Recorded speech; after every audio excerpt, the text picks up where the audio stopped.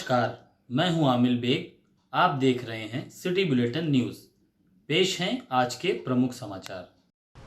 अयोध्या में आज देश विदेश के 200 से ज्यादा जादूगरों ने रामलला का आशीर्वाद लिया। रामलला के दरबार में सूक्ष्म रूप से अपने जादू का प्रदर्शन किया। भगवान के नाम के अंकित ध्वज का खाली हाथों से चमत्कारिक रूप से उसका प्रकटीकरण करके लोगों को आश्चर्यचकित कर दिया। बता दें कि वर्ल्ड रिकॉर्ड के लिए आज शाम जादूगरों का समागम हो रहा है। रामलला के दरबार में जादू दिखाने की जादूगरों को अनुमति नहीं मिली। देश और विदेश के जादूगरों ने आज रामलला का आशीर्वाद लिया। रामलला का आशीर्वाद लेने पहुंचे जादूगरों में कई तो मुस्लिम जादूगर शामिल रहे। भगवान से आशीर्वाद लेकर मुस्लिम जादूगर हासिम ने आज कहा कि रामलला का आशीर्वाद लेकर के वह अपनी कला का बेहतर प्रदर्शन करेंगे। बता दें कि रामनगरी में 2 दिवसीय जादूगरों का समागम इन दिनों चल रहा है। इसी वजह से जादूगर इकट्ठा हैं और आज वो अयोध्या में भगवान रामलला का दर्शन करने के लिए पहुंचे थे और उन्होंने रामलला का आशीर्वाद प्राप्त किया। मैं वीरगंज का रहने वाला हूं, नेपाल का। मेरा नाम जादूगर महानंद नेपाली है। मैं अच्छे एक जादूगर हूं। यहाँ जादू का कार्यक्रम करने हेतु हम लोग आए हैं। करीब 250-300 जादूगर हम लोग यहाँ जुटे हैं। पूरे भारतवर्ष और विदेश से भी जादूगर भी आए हैं यहाँ पे, जो हम लोग अपना कार्यक्रम प्रस्तुति दे रहे हैं। 2 दिन से का कार्यक्रम था। कल एक कार्यक्रम समाप्त हुआ, आज अंतिम दिन है। तो आज पहला कार्यक्रम रामलला का दर्शन है। दर्शन के बाद पुनः हम लोग अपने जगह पर जाके जादू का कार्यक्रम शुरू करेंगे। रामलला के दरबार में विजय पताका बनाया जाएगा जादू के दौरान। बिल्कुल, हम लोग जो 300 जादूगर आए हैं, एक बार में हवा से रामलला का जो झंडा है वो निकालेंगे और अपने हाथ में लेकर लहराएंगे कि हम रामलला का देखने के लिए आए हैं और ये अनुभूति हमको अच्छी हो रही है। देश में हुए उपचुनाव में कांग्रेस की जीत पर अयोध्या में आज कांग्रेस जनों ने जश्न मनाया। एक दूसरे को मिठाई खिलाकर कांग्रेसियों ने यह जश्न मनाया। कांग्रेस के जिलाध्यक्ष ने कहा कि नफरत की राजनीति करने वाले लोगों का पर्दाफाश हो गया है। पहले मर्यादा पुरुषोत्तम भगवान राम की नगरी से आशीर्वाद मिला था और भगवान विष्णु की नगरी बद्रीनाथ से भी अब इंडिया गठबंधन को आशीर्वाद मिला है।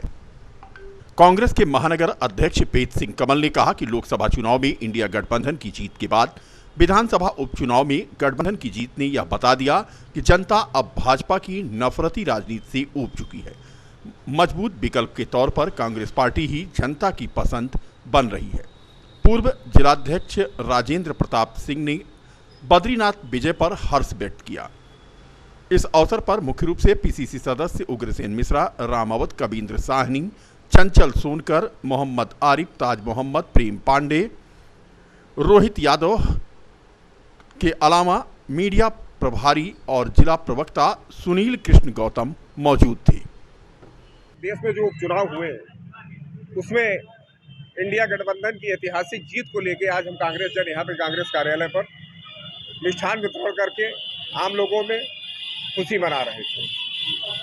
भगवान हो जिसके साथ, जीते वही अयोध्या, जीते वही बद्रीनाथ। यह प्रभु की कृपा है और प्रभु नेक और सच्चे लोगों के साथ हमेशा रहते हैं और वो आज साबित हुआ। ईश्वर किसी दल के नहीं, ईश्वर को मानने वाला हर व्यक्ति है। भाजपा उसको राजनीतिकरण करती है, वो भाजपा जाने। हम लोग भक्त हैं प्रभु के, उनको लेकर राजनीति नहीं करते। तो भाजपा जो करती है वो जाने। हम लोगों का ऊपर आशीर्वाद है प्रभु का और उसका रिजल्ट आपके सामने रहेगा। गठबंधन के हक में रिजल्ट रहेगा। ये आने वाले कल में आप देखिए, जनता समझ चुकी है। रामनगरी में यूपीएससी परीक्षा में चयनित 250 से ज्यादा आईएएस, आईपीएस और आईआरएस अफसरों का आज सम्मान हुआ। परिजनों के साथ अयोध्या पहुंचे सभी ने इस मौके पर रामलला का दर्शन करके खुद को धन्य महसूस किया।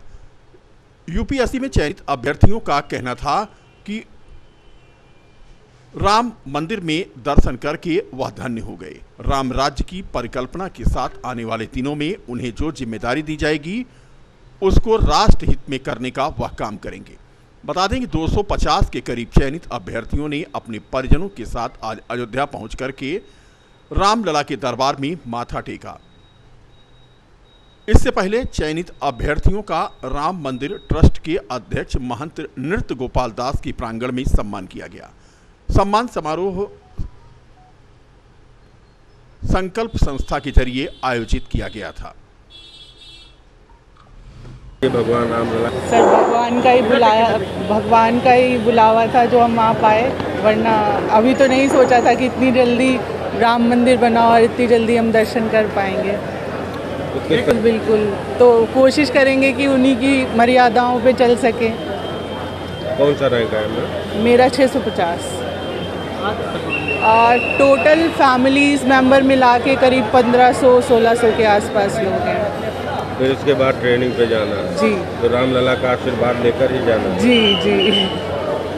क्या कहेंगे किस तरीके से जो है आगे देश के रामलला का आशीर्वाद रहेगा, उनके मूल्य रहेंगे तो देश राष्ट्र निर्माण में सहयोग मिलेगा। बस वो अपनी कृपा बनाए रखें हम पे, बस यही कहना चाहेंगे।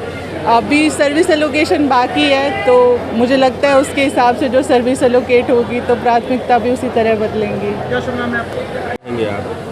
मैं यही बोलूँगी, पहले तो मैं बहुत थैंकफुल थी कि मेरा यूपीएससी क्लियर हुआ अच्छे रैंक से, और अब मेरे को डबल ग्रेटफुल है भगवान के लिए कि भगवान के इतने सुगम दर्शन हो गए संकल्प कोचिंग की वजह से।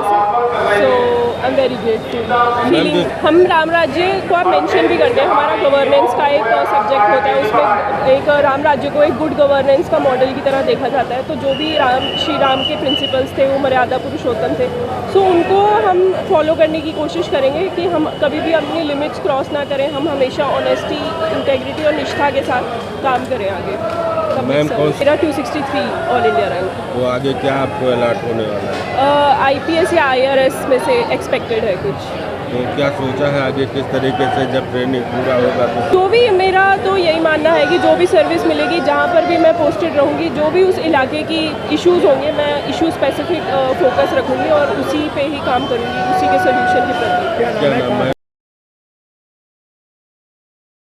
नेपाल देश के वीरगंज के महापौर राजेश मानसिंह अपने प्रतिनिधि मंडल के साथ अयोध्या पहुंचे, रामलला का दर्शन पूजन किया और श्री राम जन्मभूमि तीर्थ क्षेत्र ट्रस्ट के अध्यक्ष महंत नृत्य गोपाल दास और ट्रस्ट के महासचिव चंपत राय से मुलाकात की। महापौर राजेश मानसिंह ने कहा कि हम वाराणसी होकर अयोध्या पहुंचे हैं और अयोध्या के विकास को देखकर यहां सीखने आए हैं कि हमारे नेपाल के वीरगंज को धार्मिक पर्यटन के रूप में विकसित करने के लिए नेपाल के द्वारा कार्य कराए जाएंगे। जिस प्रकार अयोध्या में पर्यटक आते हैं उसी प्रकार से पर्यटकों को नेपाल बुलाया जाए, इसको लेकर हम अयोध्या आए हैं। नेपाल के वीरगंज में 135 साल पुराना एकमात्र भगवान नरसिंह का मंदिर है। इसके साथ साथ एक छोटा सा पशुपतिनाथ का भी मंदिर है।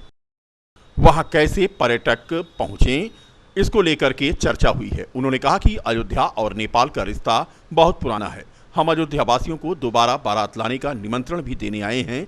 जैसे प्रभु श्री राम का नेपाल में स्वागत हुआ था, वैसे अयोध्या वासियों का भी वहां स्वागत होगा। ऐसा है कि एक काशी विश्वनाथ और पशुपतिनाथ का कॉरिडोर भी बनने जा रहा है, रामायण सर्किट भी बनने जा रहा है और जैन सर्किट की बात हो रही है, और एक नए सर्किट की ये विंध्याचल का विंध्यवासिनी मंदिर पोखरा और वीरगंज विंध्यवासिनी मंदिर और विंध्याचल पर्वत, उसको भी एक कॉरिडोर को जोड़ने की बात हो रही है। उसके लिए ऐसे एक प्रयास चल रहा है योगी आदित्यनाथ जी के द्वारा, उसका तो शुरुआत की जाए, उसकी झंडी दिखा कर शुरुआत की जाए उसके बारे में। और ज़्यादा हमारे जितेंद्र जी उसके बारे में बताएंगे। ये अभी का यात्रा एक धार्मिक सांस्कृतिक यात्रा है और इस यात्रा में वीरगंज के महापौर के साथ अन्य व्यक्ति आए हैं। और असल में कहा जाए तो नेपाल और भारत हिंदू राष्ट्र ही हैं, स्वयं सिद्ध हिंदू राष्ट्र है, इतिहास, संस्कृति, परंपरा और जनसंख्या के आधार से। इसलिए नेपाल में भी अभी कुछ समय पहले जब से यहाँ प्राण प्रतिष्ठा हुई, उसके बाद से हर युवा में राम और हर बहना में माता सीता का एक जो चरित्र है वो चरित्र और स्थापित होते जा रहा है। और ये एक विश्व के लिए एक बहुत बड़ा संदेश है। राम मंदिर केवल भारत के लिए राम मंदिर नहीं है, एक अंतर्राष्ट्र मंदिर है ये। इसलिए ये एक समय था पूरे विश्व ही हिंदू था। पूरे हम लोग कहते हैं कि विश्व हिंदू परिषद, तो विश्व ही हिंदू था। हम लोग की कुछ कमी कमजोरियां हैं, उसके कारण से हम लोग संकुचित होते गए। लेकिन अब हर युवा में राम और हर युवती में माता सीता की चरित्र को विश्व हिंदू परिषद के द्वारा विश्व के हर एक देश में उस चरित्र को हम लोग स्थापित करते हुए आगे बढ़ रहे हैं। और निसंदेह नेपाल में आपको बताऊं, नेपाल और भारत की संबंध कोई नेता के कारण से ये संबंध नहीं है, ये त्रेता युग काल की संबंध है। और ये संबंध जब तक ये धरती रहेगी तब तक नेपाल और भारत की संबंध रहेगी। कोई यदि चाहे कि नेपाल भारत की संबंध को हम तोड़ दे, तोड़ने वाला टूट के चले जाएगा, लेकिन ये संबंध टूटने वाला नहीं है। क्या नाम है? मुहर्रम के छठी को इमाम हुसैन की याद में हर वर्ष की भांति इस वर्ष भी शाहजहांपुर से निकाला गया ताजिया का जुलूस देर शाम टकसाल से ढोल ताशे के साथ निकला। ताजिया का जुलूस शहर के प्रमुख चौराहे चौक, रीडगंज, साहबगंज, अमानीगंज, बेनीगंज होते हुए शाहजहांपुर पहुंचा। रमीउल्लाह ने बताया कि इमाम साहब गम बना रहे हैं। आज हम लोग इमाम हुसैन और करबला की शहीदों की याद में मुहर्रम की छठी का यह जुलूस निकालते हैं। यह लगभग 50 वर्षों से निकाला जा रहा है। मुहर्रम की 10वीं तारीख को ताजिया शाहजहांपुर से निकलकर बड़ी बुआ करबला में दफन कर दिया जाएगा। मुहर्रम का पर्व इमाम हुसैन और करबला के शहीदों की याद में मनाया जाता है। उधर दूसरी तरफ हसनू कटरा में बीती रात बनी खानम के मकबरे से कदीमी मेहंदी का जुलूस निकाला गया।